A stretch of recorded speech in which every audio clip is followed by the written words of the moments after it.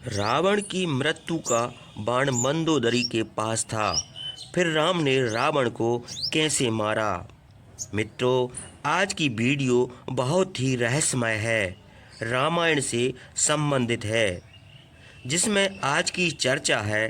कहते हैं कि रावण की मृत्यु का जो बाण था वह ब्रह्मा जी से प्राप्त हुआ था और मृत्यु का बाण मंदोदरी के पास था। फिर राम ने रावण को कैसे मार दिया? राम के हाथों से रावण का वध कैसे हो गया? दोस्तों, इसी विषय को लेकर के इस वीडियो में हम आपको समझाने के लिए जा रहे हैं। क्या मंदोदरी ने यह अपने पति रावण के साथ छल किया था? दोस्तों, यह जानकारी प्राप्त करने के लिए यह प्रसंग पूरा ही सुनना पड़ेगा, तभी आपको पूर्णतः जानकारी मिल पाएगी। सच क्या है और झूठ क्या है? तो चलिए दोस्तों, अब आपका कीमती समय बर्बाद न करते हुए आगे बढ़ते हैं। बताया गया है कि रावण अपनी ताकत और घमंड के कारण लगातार अत्याचार करता जा रहा था। उसके मन में पूरे संसार को जीतने की लालसा थी। यह लालसा इतनी प्रबल हो चुकी थी कि किसी का भी आदर नहीं करता था, न असहाय का, न ब्राह्मणों का और न ही तपस्वी ऋषियों का। उसने जहाँ जहाँ भी तपस्वी ऋषियों को देखा, वहाँ जाकर उनकी तपस्या को भंग करना शुरू कर दिया। रावण की क्रूरता इतनी बढ़ गई कि ऋषियों की साधना में बाधा डालने लगा। उन्हें मारने से नहीं हिचकता था। एक दिन रावण ने तेजस्वी सप्तऋषियों को तपस्या में लीन जब देखा, तो उसकी आदत के अनुसार उसने ऋषियों की तपस्या को तोड़ने की कोशिश की। रावण के इस दुर्व्यवहार से क्रोधित होकर ऋषियों ने अपनी साधना भंग होने के बाद रावण से कहा, हे दुष्ट रावण, तूने हमारी तपस्या भंग करके हमें मारा है। याद रखना, जिस दिन तेरा अंत होगा हमारे ही द्वारा होगा। तेरा घमंड तुझे नष्ट कर देगा। ऋषियों के इन शब्दों को सुन करके भी रावण पर कोई प्रभाव न पड़ा। उसने इसे एक साधारण श्राप समझकर नजरअंदाज कर दिया। उसे विश्वास था कि अपनी शक्ति के बल पर वह किसी भी श्राप से बच सकता है, लेकिन रावण नहीं जानता था कि यह श्राप एक दिन उसकी मृत्यु का कारण बन जाएगी। पुराने समय में जब वेदों और पुराणों की रचना हुई थी दोस्तों, उस युग में अस्त्र शस्त्र का निर्माण एक अत्यंत गुण और वैज्ञानिक प्रक्रिया से होता था।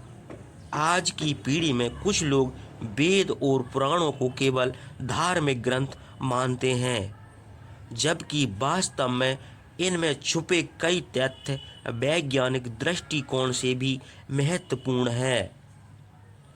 विडंबना यह है कि जो लोग वेद और पुराणों में पारंगत होते हैं वे विज्ञान से दूर रहते हैं, और जो विज्ञान में माहिर होते हैं वे वेद पुराणों की गहराई को समझने का प्रयास कदापि नहीं करते।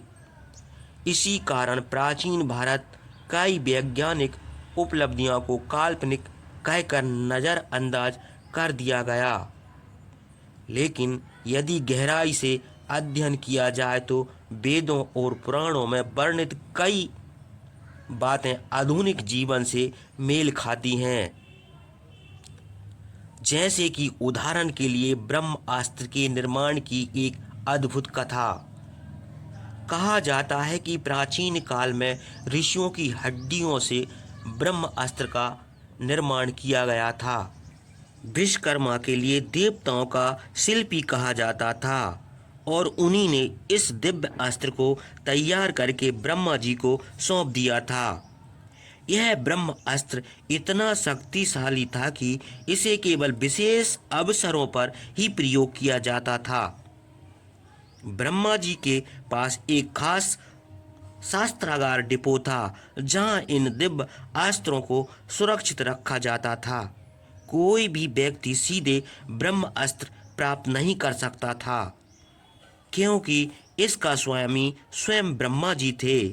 जब किसी देवता या महापुरुष की इसकी आवश्यकता हो तो ब्रह्मा जी के आदेश से ही उसे प्रदान किया जाता था। इस कथा से स्पष्ट होता है कि उस समय अस्त्र शास्त्रों का निर्माण अत्यंत उन्नत और गुण तकनीक से होता था, जो आज भी हमारे लिए रहस्य है। मित्रों, वेद और पुराणों में ऐसे अनेक वर्णन हैं जिनसे यह समझा जा सकता है कि प्राचीन भारतीय समाज केवल धार्मिक ही नहीं बल्कि वैज्ञानिक रूप से भी अत्यधिक उन्नत था। रावण अपनी शक्ति को अजेय बनाने के लिए निरंतर प्रयासरत करता रहता था। वह जानता था कि ब्रह्म अस्त्र एक ऐसा दिव्य अस्त्र है जिसे पाकर संसार में अमर हो सकता है। इसी उद्देश्य से उसने ब्रह्मा जी की कठोर तपस्या प्रारंभ कर दी। वर्षों तक निरंतर तप करने के बाद जब उसकी तपस्या सफल हुई तो ब्रह्मा जी प्रसन्न होकर उसके सामने प्रकट हो गए। रावण ने निम्रता से ब्रह्मा जी से कहा, प्रभु, मुझे ऐसा अस्त्र प्रदान करें जिससे मेरी मृत्यु हो, दूसरा कोई भी व्यक्ति मुझे मार ना सके। ब्रह्मा जी ने रावण की इस इच्छा को सुनकर कहा कि यह ब्रह्म अस्त्र अत्यंत दिव्य और शक्तिशाली है। मैंने इसे केवल शत्रुओं के बचाव के लिए बनाया है। इसे किसी अयोग्य व्यक्ति को देना उचित नहीं। फिर भी तुम्हारी तपस्या के प्रभाव से मैं तुम्हें यह ब्रह्म अस्त्र प्रदान करता हूँ। दोस्तों, रावण उस ब्रह्म अस्त्र को प्राप्त करके बहुत प्रसन्न हुआ। सोचने लगा कि अब मैं संसार में अमर हो सकता हूँ, मुझे कोई नहीं मार सकता। इस खुशी को साझा करने के लिए अपने महल लौटा और अपनी पत्नी मंदोदरी से कहने लगा, प्रिय, अब मैं अमर हो गया हूँ। इस ब्रह्म अस्त्र के रहते कोई भी व्यक्ति मेरा कुछ नहीं बिगाड़ सकता। देवता ना मनुष्य, कोई शत्रु मुझ पर विजय प्राप्त नहीं कर सकता। रावण की बातें सुनकर मंदोदरी चिंतित हो गई। उसने रावण से कहा, महाराज, यह सत्य है, आपके पास यह ब्रह्मास्त्र है, लेकिन यह आपके पास सुरक्षित नहीं रहेगा। युद्ध के समय कोई आपका विश्वास पात्र सैनिक या शत्रु इसे आपसे छीन सकता है। इसलिए मेरा सुझाव है कि इस बाण को ऐसी गोपनीय स्थान पर छिपा दिया जाए जहां कोई इसकी भनक भी न लगे। मंदोदरी की बात सुनकर रावण कुछ देर सोच में पड़ जाता है। फिर उसने स्वीकार किया कि उसकी पत्नी की बात सही है। उसने कहा, तुमने सही कहा मंदोदरी, यह बाण मेरे पास रहेगा तो हो सकता है कि कोई मुझसे ले ले, मैं इसे ना संभाल पाऊं और मेरी मृत्यु हो जाए। इसलिए मैं इसे एक ऐसे स्थान पर छुपा दूंगा जहां से इसे कोई प्राप्त ना कर सके। जब यह बाण कभी निकलेगा ही नहीं तो मेरी मृत्यु असंभव है। न केवल अमर हो जाऊंगा बल्कि ब्रह्मा से बड़ा बन जाऊंगा। मित्रों, रावण और मंदोदरी दोनों गहरी सोच में डूब गए। बाण को कहाँ और कैसे छिपाया जाए ताकि उसे कोई ढूंढ ना सके। बहुत विचार करने के बाद रावण ने एक विशेष प्रकार का खंबा यानी स्तंभ बनवाया। खंबा इतना कठोर और शक्तिशाली था कि उसे तोड़ पाना लगभग असंभव था। रावण ने उस दिव्य बाण को उस खंभे के भीतर छिपा दिया। इस गुप्त खंभे को उसने मंदोदरी के महल के अंदर उसके पलंग के पास भूमिगत स्थान में सुरक्षित रखवा दिया। इस बात की जानकारी केवल रावण और मंदोदरी को ही थी। यहाँ तक कि विभीषण भी इस रहस्य से अनजान थे। रावण को पूरा विश्वास था कि अब यह बाण पूरी तरह सुरक्षित है और उसे कोई भी प्राप्त नहीं कर सकेगा। इस कारण वह निश्चित हो गया। उसकी सोच थी कि जब तक यह बाण छिपा रहेगा उसकी मृत्यु असंभव है, वह अमर रहेगा। इस प्रकार रावण ने अपनी मृत्यु से बचने के लिए हर संभव उपाय कर लिए, परंतु वह नहीं जानता था कि उसका अहंकार और अधर्म ही एक दिन उसकी मृत्यु का कारण बन जाएगी। जब भगवान श्री राम ने सीता को रावण के कैद से छुड़ाने के लिए लंका पर चढ़ाई की तो लंका में भयंकर युद्ध हुआ। उस युद्ध में रावण के सभी पुत्र एक एक करके मारे गए। अंततः युद्ध के मैदान में केवल रावण ही शेष रह गया था। अंतिम योद्धा के रूप में वीरता से लड़ता रहा।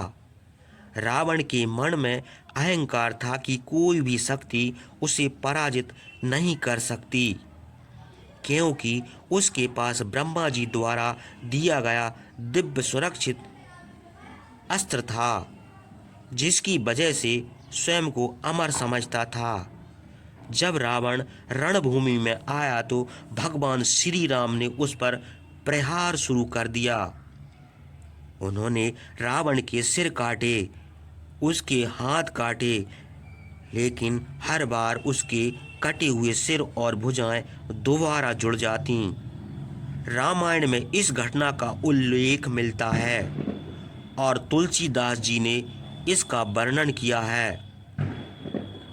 रावण अपने इस अद्भुत पुनर्जीवन को देख करके गर्व से भर गया।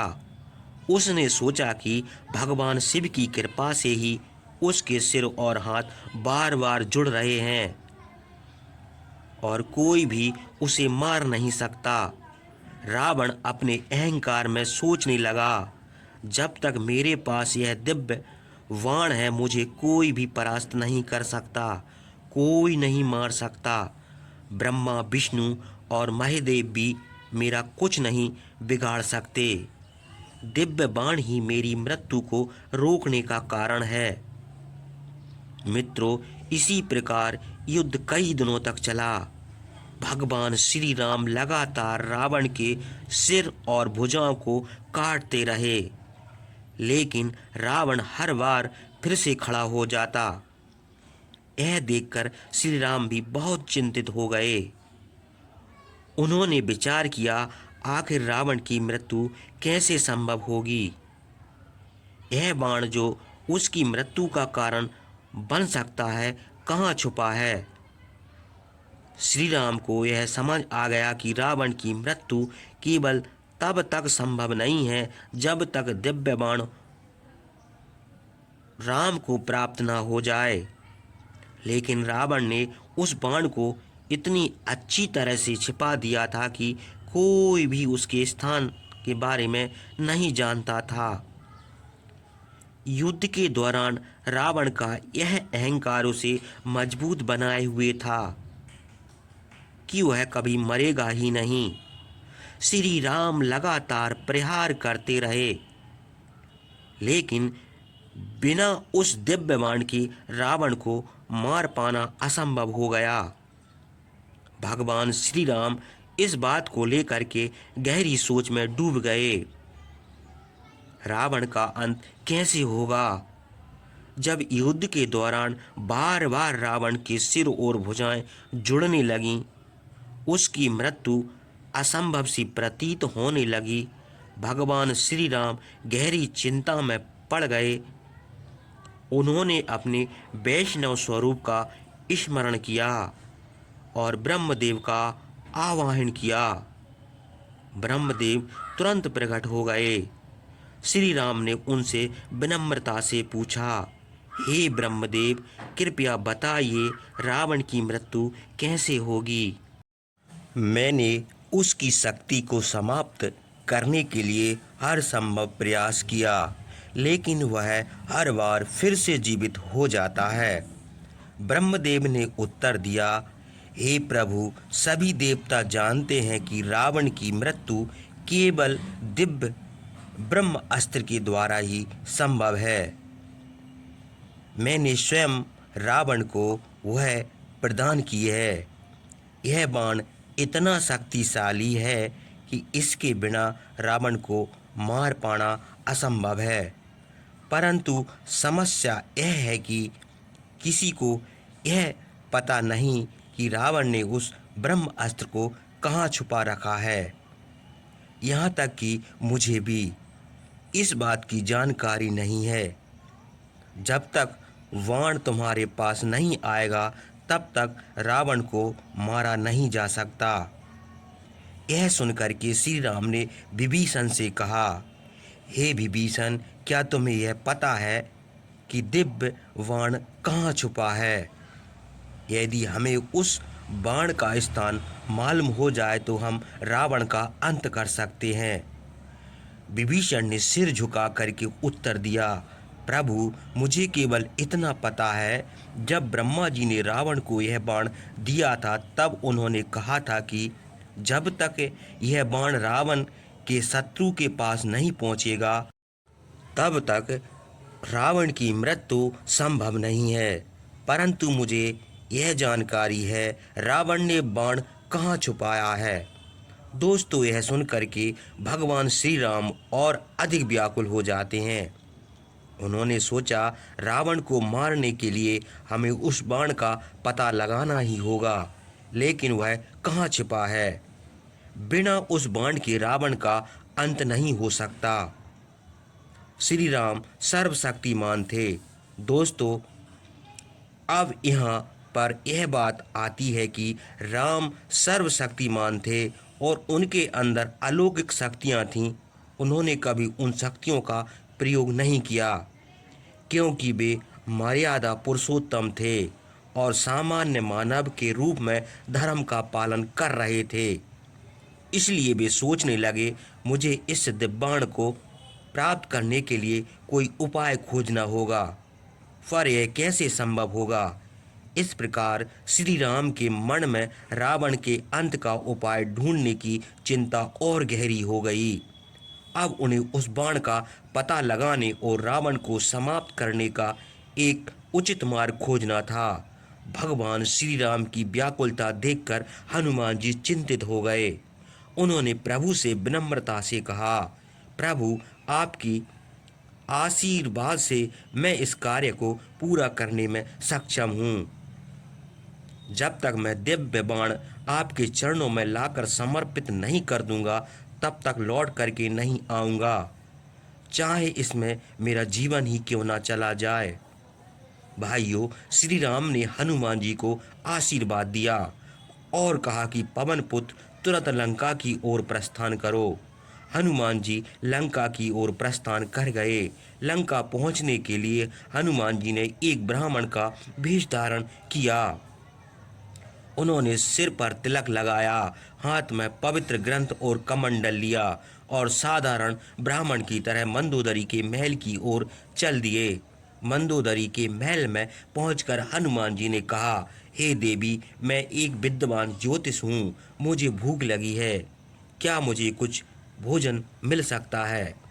मंदोदरी ने आदर पूर्वक उन्हें महल में बैठाया और भोजन परोसा। भोजन करते हुए हनुमान जी ने मंदोदरी से कहा, देवी, मैंने सुना है इस समय आपकी लंका पर बड़ा संकट आया हुआ है। एक तपस्वी ने आक्रमण किया है जिससे आपके पुत्र और कई योद्धा मारे जा चुके हैं। मंदोदरी दुखी स्वर में बोली, ब्राह्मण देव, यह सत्य है, लेकिन मेरे पति रावण अमर है, उन्हें कोई नहीं मार सकता। हनुमान जी ने गंभीर होकर कहा, देवी आपकी बात सही है, लेकिन मुझे मालूम हुई है कि आपके महल में एक बाण छुपा हुआ है। वह बाण शत्रु के हाथ लग गया तो आपके पति का अमृत जो है वो समाप्त हो जाएगा। आपको उस बाण के बारे में जानकारी है। मंदोदरी को इस बात पर दोस्तों विश्वास नहीं हुआ। उसने कहा, प्रभु मुझे उस बाण के बारे में कुछ भी पता नहीं है। यदि ऐसा कोई बाण है तो मैं उसे भूल चुकी हूँ। हनुमान जी ने चालाक से कहा, देवी यह बाण इतना महत्वपूर्ण है, यदि यह शत्रु को मिल गया तो निश्चित ही आपके पति की मृत्यु हो जाएगी।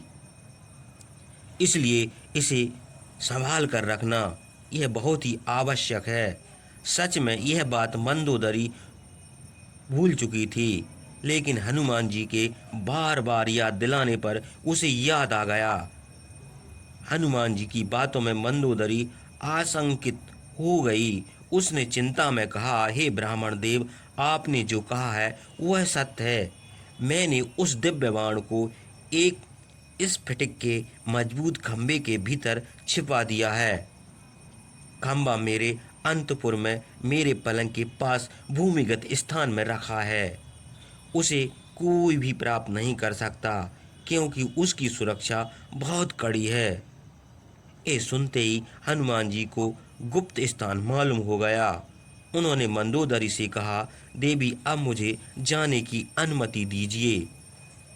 मैं तो एक साधारण ब्राह्मण हूँ। मैंने केवल ज्योतिषीय ज्ञान से यह बात बताई है। अब मैं अपने मार्ग पर निकलता हूँ।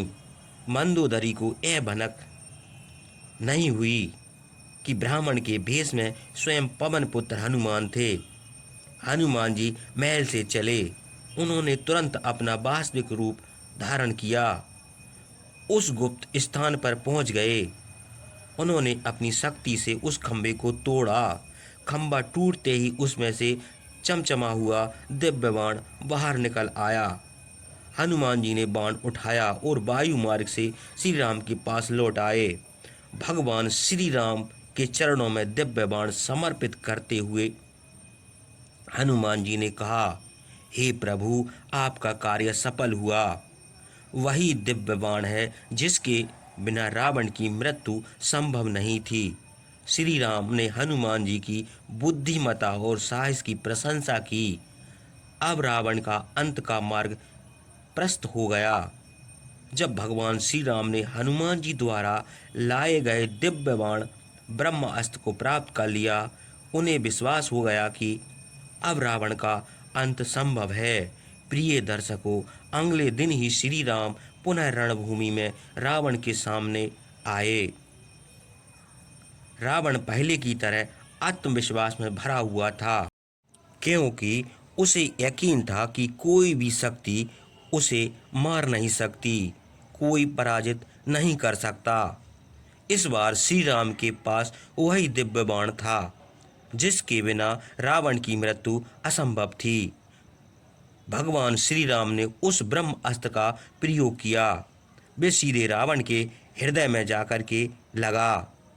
रावण का घमंड, उसकी शक्ति और उसके पुनर्जीवित होने की सारी शक्ति जो थी उसकी क्षण मात्र में ही समाप्त हो गई।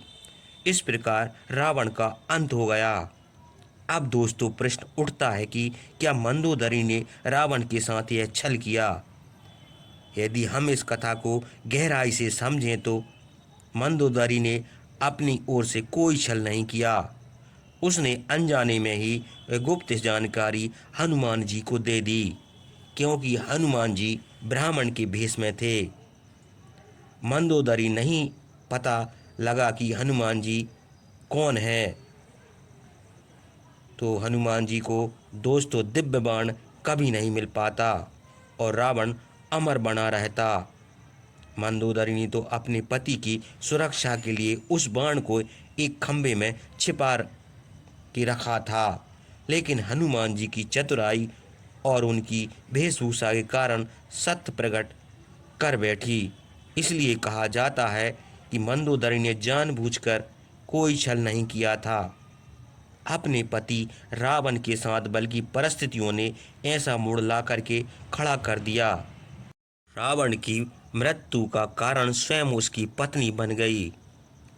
इससे स्पष्ट है, यदि मंदोदरी यह भेद न बताती तो रावण को मार पाना असंभव था। ब्रह्मा जी द्वारा दिए गए बाण को बिना खोजे रावण का अंत संभव ही नहीं था। देवताओं ने रावण की मृत्यु का समय तो पहले ही तय कर दिया था, लेकिन वह तभी संभव हो सकता था जब वह दिव्य बाण श्री राम के पास होता। तो दोस्तों, यह थी जानकारी रावण की मृत्यु के बारे में। किस तरह से रावण की मृत्यु का असली रहस्य जो था, उस ब्रह्म अस्त्र के बाण के बारे में मंदोदरी को पता था, और मंदोदरी ने किस तरह से हनुमान जी को यह सच्चाई उगल दी, हनुमान जी के सामने पेश कर दी। इससे हनुमान जी अपने कार्य में सफल हुए और इस बाण को ले जाकर प्रभु राम को दिया, और इस